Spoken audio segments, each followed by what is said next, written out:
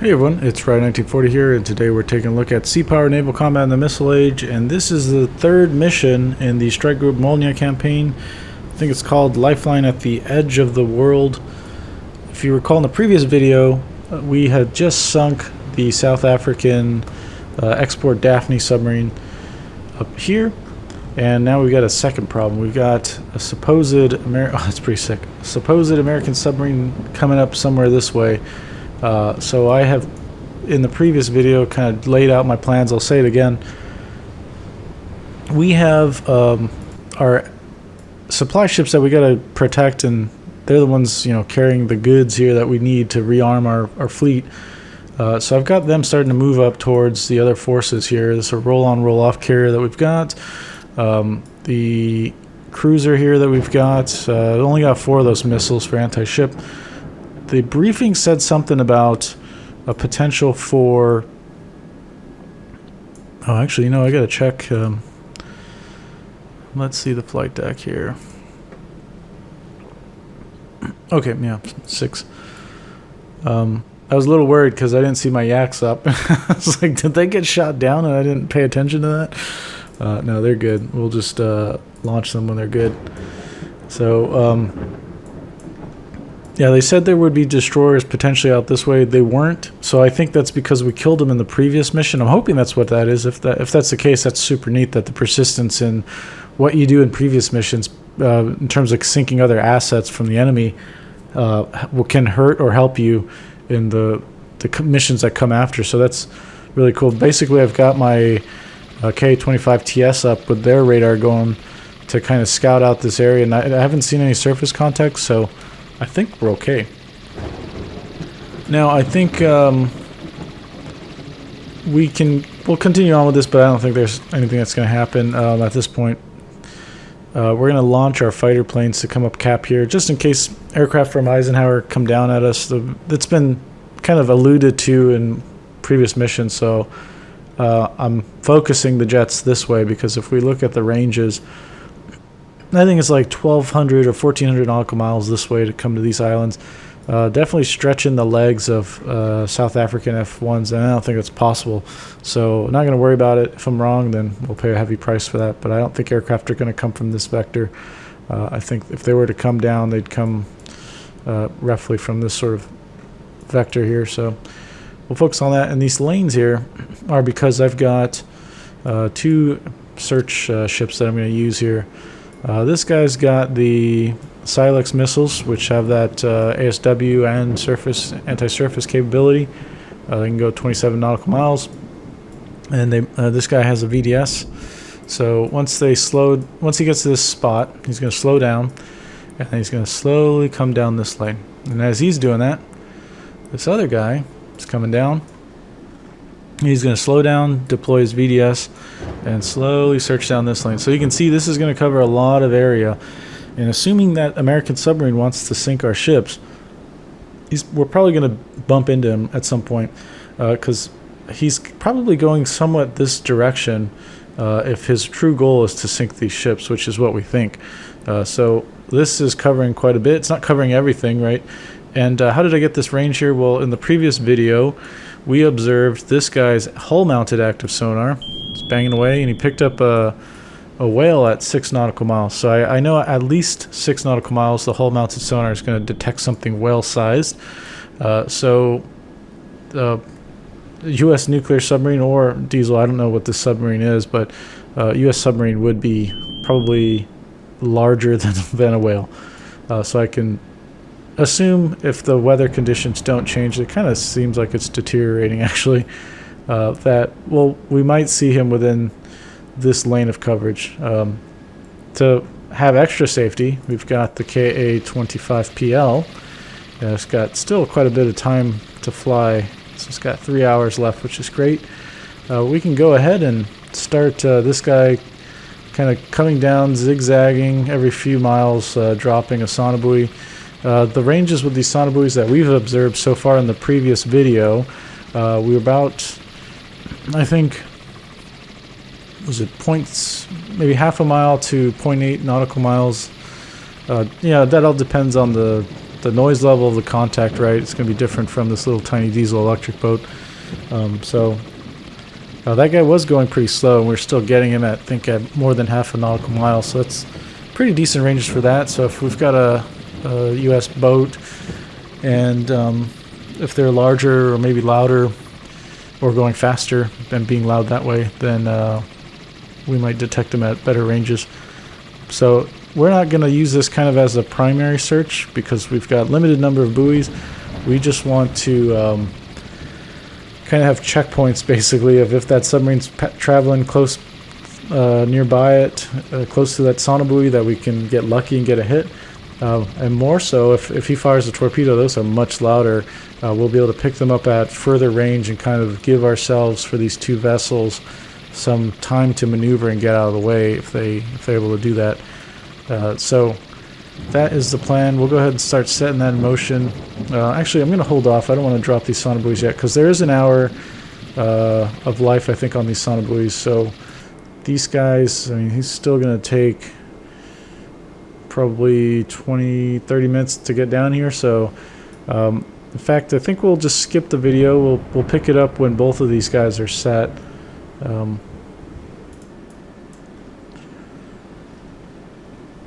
Yeah, I might actually, let's slow this guy down to come here. It's 11:46. This guy's going to be here at 12:13.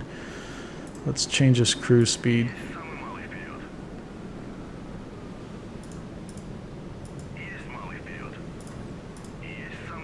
Alright, so 12:24 and 12:15 or 14 or whatever it was, they'll both kind of be in the area, and then we'll start laying down the helicopter stuff. And I think that's a good plan. I think we'll be successful doing it this way. It hasn't failed me yet. If you notice, I got little markers around here, and that's where, as I see whales, I just mark them. And then, because they'll come up to the surface, like this guy's doing right now, they'll disappear, and you won't see them again for a while. And then they'll pop up somewhere kind of in that area. And if you keep moving your markers around with them, you won't be frightened when you all of a sudden you see a sonar contact, and you won't waste a torpedo shooting at one of these poor friends here. So that's a good way to keep yourself from chucking torpedoes at our whale friends. Just look at their depth changing, and if you didn't even see this guy, right, but you saw that there was a sonar contact at 6 feet, you can rule out that it's a submarine, because no submarine in their right mind is going to want to surface. And if they did, if they were at 6 feet and their sail and other parts of the submarine were exposed, your radars, if you should have them on if you're doing a scenario like this, they should pick up the contact, so you would know that that's not a whale and that's a submarine that's broaching for whatever reason. But the quick and dirty way to find the whales is watch the depth. They'll get really shallow. Then they also change constantly because they're coming up for air, so submarines aren't going to do that over and over and over again. So those are quick patterns to identify to not kill the whales. And with that PSA, we will pick this up when we are set to begin our search. These guys are going super slow. What's their flank speed? Let's get them out of there. With the U.S. submarines, I'm just really worried if there's like Mark 48s, because those guys, I think, are like 20 nautical mile weapon systems. So yeah, in the game here, let's take a look. Well, I guess any of these guys would have it.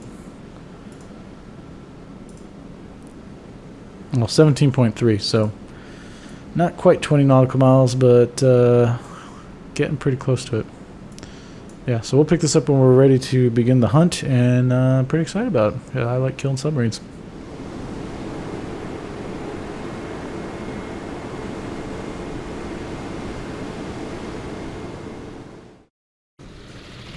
Okay, we got a development here. As you can see, I've got my lanes going. Our helicopter is bingo fuel. I'm trying to get him to rebase to our cruiser here. However, is this a cruiser? I'm sure it is. Yeah, Kara class, of course. He's gonna want to go up to. Looks like he wants to land at the original carrier that he took off on.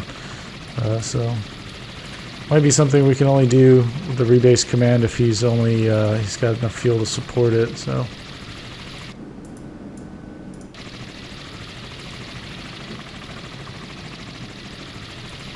Right, let's see. Yeah. Anyways, what does that say?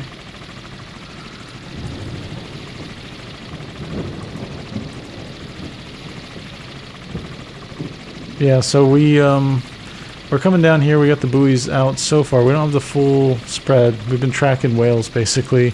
This guy though is very suspicious, and I don't think that this guy right here is a whale because he's been consistently at 110 feet. He's been consistently going 3 knots. We need to be careful. That was the same speed profile of the other Daphne that we killed over here, the Albacora class, basically the export class of the Daphne submarine. And that makes me believe that there's one there. There was in the briefing a hint that there was going to be some unknown subcontact down here, while there is also one in here somewhere that we haven't located. We're going to want to shift focus to prosecute this guy while we have him in our sights. This guy doesn't have anything except over the side torpedoes and RBU and the hull mounted sonar. No VDS, no helicopter support. Right now it's kind of we're in a bad position because this guy's going to have a long flight ahead of him to go and let's see here. Yeah, 15 minutes to go, land at the carrier, refuel, replenish the sonar buoys, and come out to go fight this submarine, or at least track it for us while we try and kill it.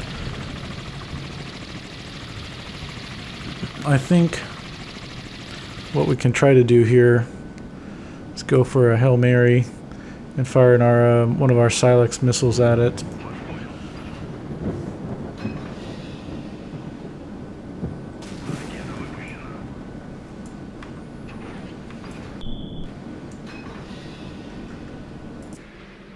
That's so cool. It's like turning around. I love that thing. It just looks so crazy. This big dumb thing flying along with a torpedo on the bottom of it. Yeah, I love that you can fire it off bore. You don't have to be pointing at the guy. Okay, so as we see these whales, we want to make our markers on them just so we can remember where they're at when we see a pop-up contact. We don't have to freak out about it. So I've put out 8 nautical miles here because that is the range of their anti-surface torpedo. I think that's called the, what was that? The E-15. The L3 is going to be their anti-submarine torpedo. It's a lot shorter in range, 2.8, but we don't have to worry about it because we're not operating any submarines. So E-15 torpedoes, this is what they look like when they're dead. The last video we killed one, which is quite fun. We got them with RBUs. This one we're going to do... Ooh, this was not a good shot doing it by the land like that. I didn't really consider how much arc it would take to turn around. Honestly, I thought the car class was just going to turn the ship around to fire, but it looks like we're safe. We're not going to run aground here. What time is it, Zulu? So it's 1600 local. It's getting into the evening here. Oh, this would be their winter time because it's summer month, I think. Well, I don't know how this is reading, if that's the year, month, day, or that's year, day, month. Maybe it's year, month, day. That makes sense if it is. To me, it does. Go big to small or small to big. I think that's how they should do dates. Okay, I think we're getting close to the separation. Now, this is not meant to be an accurate shot. That's another cool thing about this system. Oh, there he is right there. Oh, we might get lucky. Oh, it's turning towards him. Ooh, yes. Yes. Oh, imagine if that was a dolphin. My heart would break. I feel for the dolphins. Or not dolphins, whales. Dolphins, I think they enjoy the sonar. I remember my dad telling me when he was on submarines, they had some sort of a sonar system on the front, not the full bow array, but there was some other sonar system up front, and if that was active, the dolphins just went nuts over it, like loved to play around with it.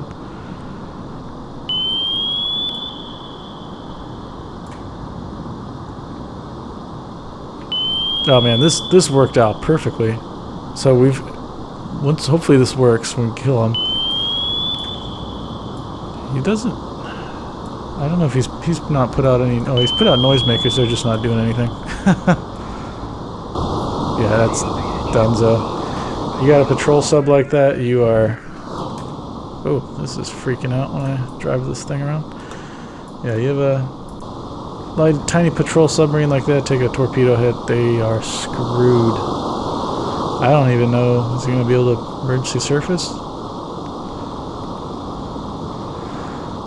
We'll see if he's got...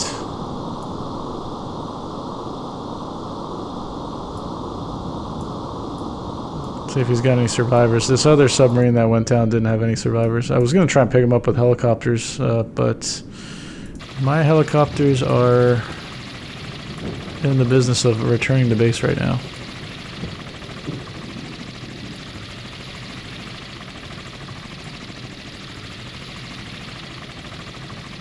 Kind of just a little worried how he was reducing altitude the way he was very aggressively. I was just like going to crash or something.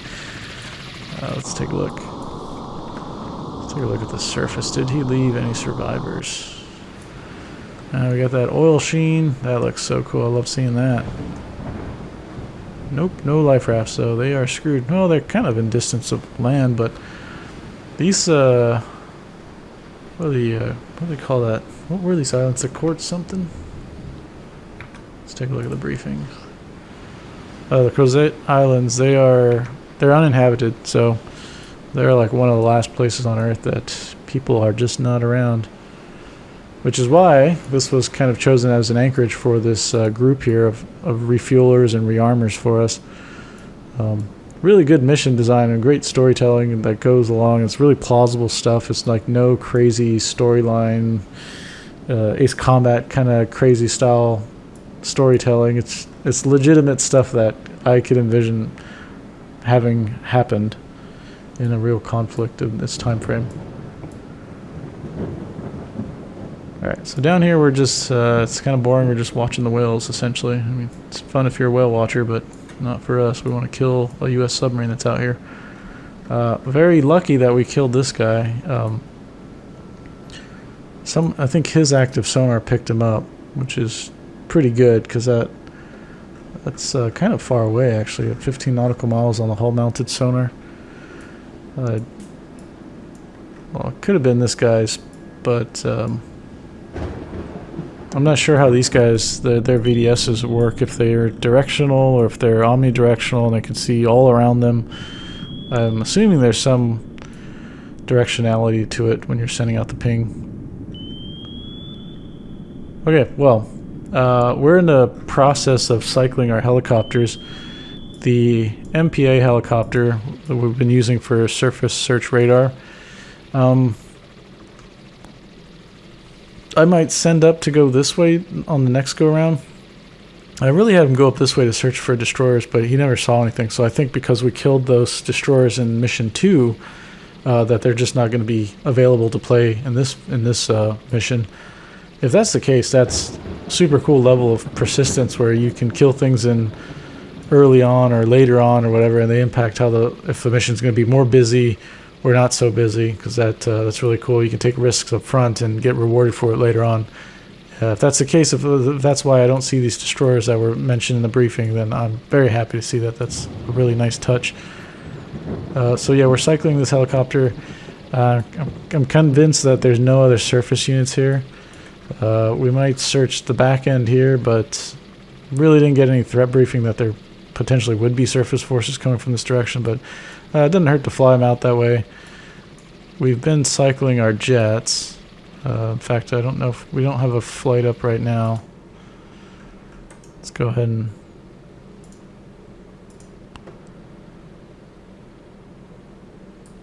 oops.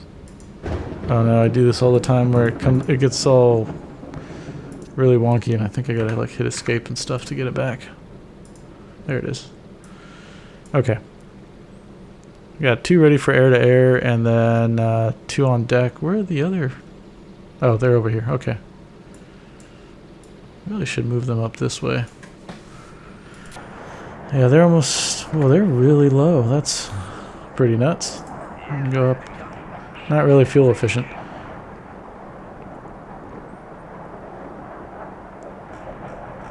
Freaking A. I would love this jet in DCS. Like flying at full fidelity. off little mini carriers. So cool looking. So we lost 2 in the the very first mission of the linear campaign because what was I doing with them? I think I chucked them at a destroyer or something. And I think it was a flight of either 4 or 6, and they all had anti-ship missiles. Oh, new passive contact. Is that this guy? Yeah, that might have been this guy. So that's the whale. We don't have to worry about that. Yeah, I chucked missiles at him, lost 2, and then we kind of paid for it. And I had to be more careful with my usage, and it kind of, I wouldn't say it harmed us because we got through it, but it definitely hindered us in the next mission that came afterwards because there were South African F-1s that were attacking us from different angles, and we were limited with how many jets we can put up for cap. So instead of 2 flights of 4, I think we were splitting up into just flights of 2, breaking them up in cycles, like we're doing now basically. We'll have 2 patrolling, 2 ready on the carrier, and then just keep rolling them through as they need to be refueled. So what I'm monitoring this guy is just make sure he's a whale by looking at that depth change, because they're going to go down and feed, and then they run out of air and they got to come back up, so you'll constantly see them move up and down like that. And then when I see whales that I do know about, I can move my marker over them, so when they disappear, I know that my next unknown contact in this area is likely going to be a whale, just like it was here. Okay, I think... Oh, I thought this was a dead whale. I was like, oh no! I don't remember killing one.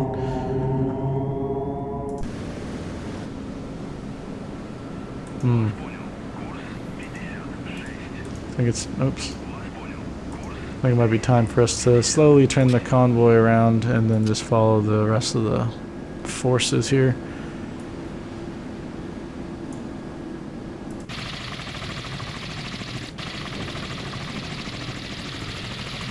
Alright, we will pick this up once we got the helicopters back, or primarily once we get our this guy, the 25 PL, back down here to continue laying the buoys.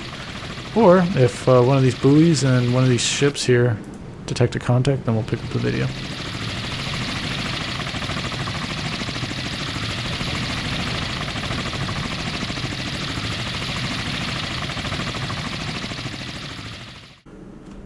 Okay, after some time we recovered our helicopters. We launched the K-25PL. It was heading down here to actually finish up the buoy patterns. You can see the other ones, the older ones, kind of expired already. But now we have an active return that's pretty small, but it's consistent at 5 knots and 95 for the depth. Okay, now it's a hostile submarine.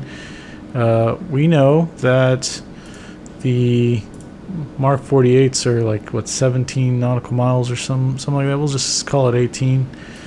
So we're kind of on the edge of that, and this guy is pointing at us, so that's not good. In fact, we're going to take this opportunity to run away, build some speed here. In fact, I think what I'll do is I'll fire a Silex at him.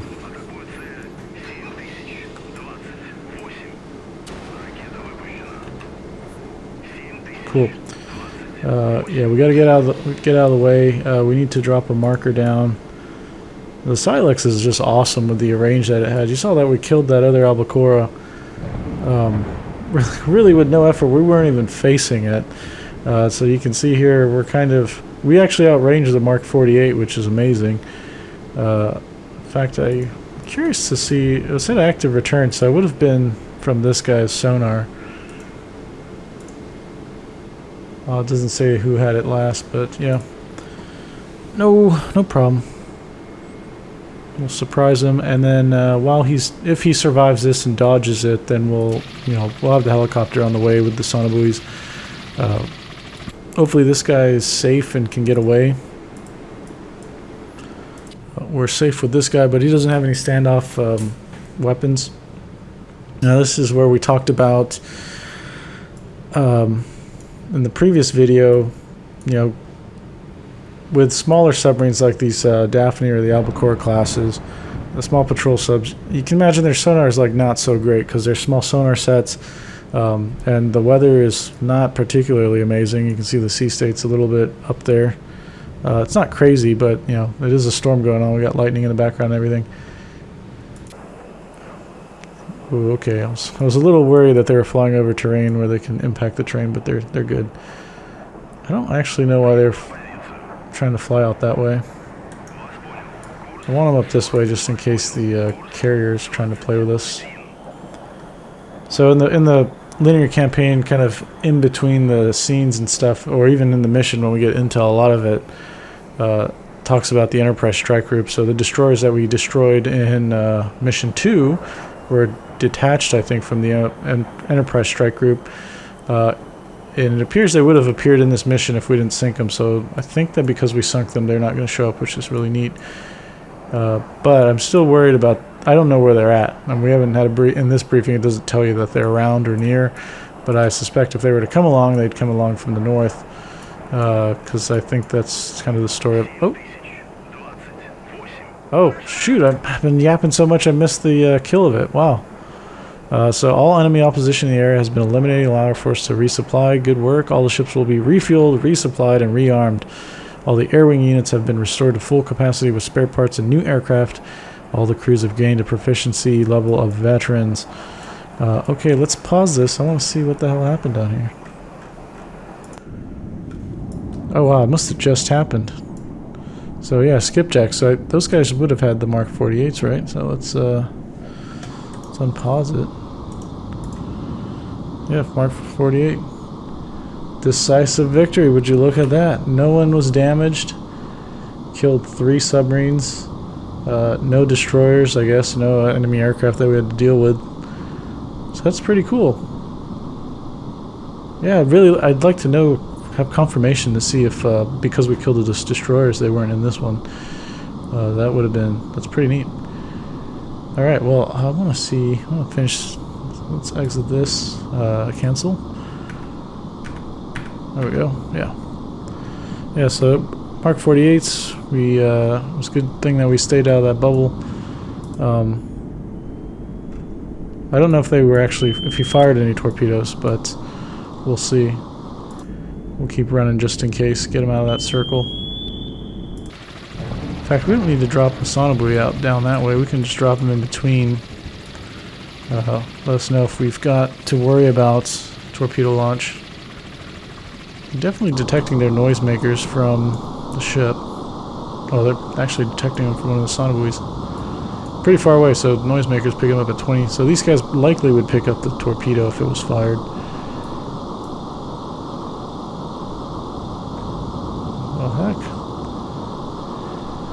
This is a great outcome. Okay, well, that was a fun mission. This is mission number 3, Lifeline at the Edge of the World, and it's called that because we are kind of at the edge of the world. These are French-controlled or administered islands, but they're uninhabited, so no one's really down here. And I think this is such a cool concept to be fighting kind of way down here in the middle of nowhere. I love that. The varied sceneries and geographical areas you can do in this game is, I think, what is part of the charm to it, because mission designers can come up with any crazy scenario like this and make it absolutely really fun and have a nice believable story to it. So yeah, it looks like the active sonar. So just to debrief this, doing the lane thing here is what I recommend if you don't have a bunch of air assets to try and go after submarines, or if you don't have a tail to snoop out. Even if you did have a tail, I would kind of recommend doing this. You just, hopefully because of your passive tail, would be able to detect them at longer ranges. And we didn't do too bad here. We picked them up, I think, initially maybe 14 or 15 nautical miles away or something. We were definitely in Mark 48 range, but we were still on the edge of the range. Like, I think we could have ran away from it like we're doing right now. And been okay. We definitely made a big difference that we had this out here. These Silex missiles, they use them when you got them. They're 27 nautical mile range, so if you have pop-up contacts within 27 nautical mile range, you can delete them basically. In the previous video, we killed this guy with RBUs from this guy here, and I think another thing to think about when it comes to sonar engagements is, if the contact is a small contact, then you don't have to worry about going flank and them seeing you because, for one, they're not going to be able to outrun you, and two, if you know the range of the weapon system that these guys should be employing, you can make informed decisions on how close you want to get to them. And if you even go a step further and you got a helicopter like this guy and you drop sonobuoys on this guy and you're racing in from the north and he's still driving down to the south, not really noticing you, and as that range collapses into 8 nautical miles or less, and you see still not reacting to you, but you got the buoys watching him, so you can run at him flank, even though your shipboard sensors aren't detecting him because they're so noisy with the speed you're going.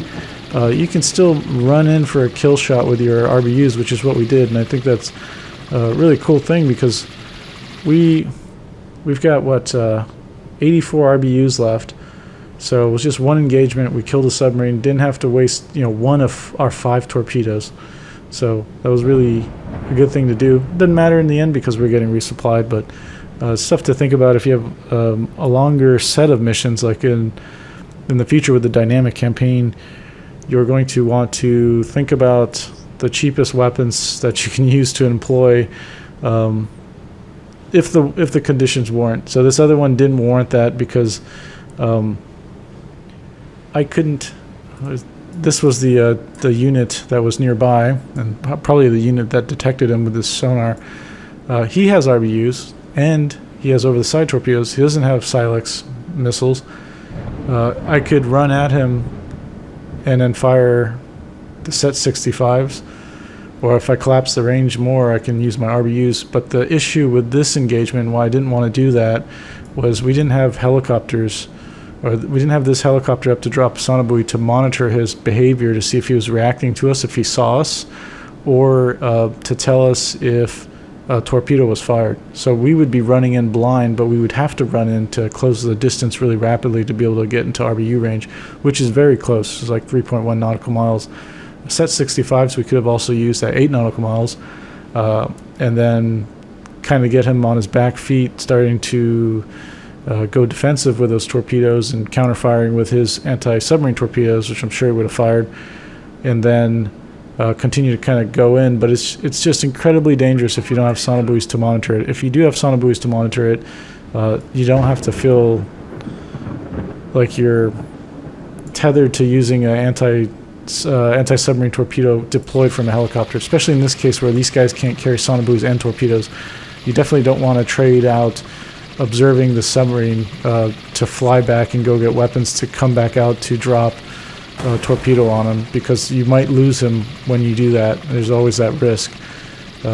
And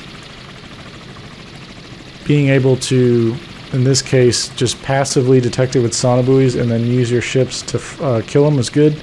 But in this particular engagement, like I said, this guy was out rearming, so the Silex missile was the way to go. We got to fire that backwards and shoot it towards him. Instantly deleted that small, tiny submarine. All in all, 3 submarine kills, really good. Happy with this mission. Great ASW mission, great storyline to tell you where the contacts are. And I think if you guys wanted to practice ASW, this is, especially for the Soviets, this is a good way to do it. Maybe you have progressed in the campaign in a much better way than I did and didn't lose the other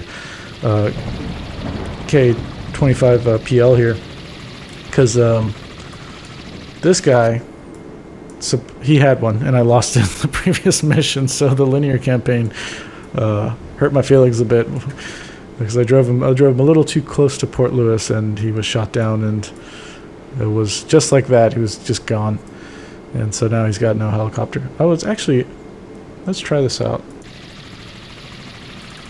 I want to rebase him because let's see here.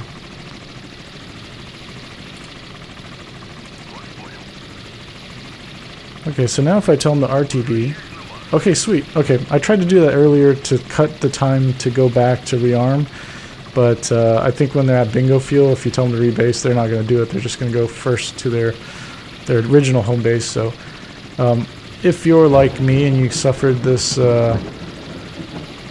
you suffered where you had one helicopter left and he's way down here and he's gonna have to eventually go back up to the roll-on roll-off carrier to rearm. Definitely rebase him to your cruiser before they need to hit before they hit bingo fuel. The reason we do that obviously is much shorter flight time to get refueled and topped up with sonobuoys, and then he's back in the area where we were most concerned with. Otherwise that was like a 30-minute one-way trip, 20 or 30-minute one-way trip, so double for the round trip obviously. Anyways, I've been yapping about this. I just love ASW stuff, and I like being technical with we weren't crazy technical. We were just basically just drawing out weapon ranges and figuring out the spacing of these ships to search. But you can see that worked out really well. I mean, this guy, especially down here, this geography kind of constrained him, and he got picked up by the one lane that we were in. So the lanes do work if you use them, and you don't have to cover the whole thing, right? Because you got to figure he's wanting to kill you. So if you knew that we had our merchants here, that's probably where he wants to go. As long as you build your lanes off of that, you don't care about this extra stuff here. Maybe you don't care about this stuff here. If you did, this area right here could have been mitigated by me just dropping a sonobuoy here. I could have monitored it. If he was sneaking up this way, we would have caught him. As we're coming down, we probably would have seen him in the flanks here. But yeah, great ASW mission. Awesome linear campaign. If you haven't tried it by now, you're definitely missing out. I'm sure you've seen all the other YouTubers playing these missions, and it's really fun. I've seen a lot of people get back into Sea Power because of the persistence in the linear campaign. So imagine when the dynamic campaign comes out later this year, how freaking awesome that's going to be. But I'm looking forward to people out there, if you're one of those very creative and brilliant mission editors, and you got this dynamic camp or persistence in a linear campaign going, I'm definitely keen on trying it out, because I find this really fun where your decisions matter in the game, and it's not you can't play it anymore where you're just spamming missiles, because you're gonna hurt yourself in the long run, and definitely seeing the risk taking if you go after some contacts and you actually kill them, that it eliminates them from being in missions later on. I think that is super awesome too, because that's definitely how things will play out if you're making these strategic or these tactical decisions that might have strategic implications, because all of a sudden the seas are much wide open because you've taken the extra time and effort to sink some sort of ancillary vessels that were in the background and not made part of the mission plot. Anyways, if you have any questions or comments, leave them down below and I'll get to them as soon as possible. See you next one. Bye.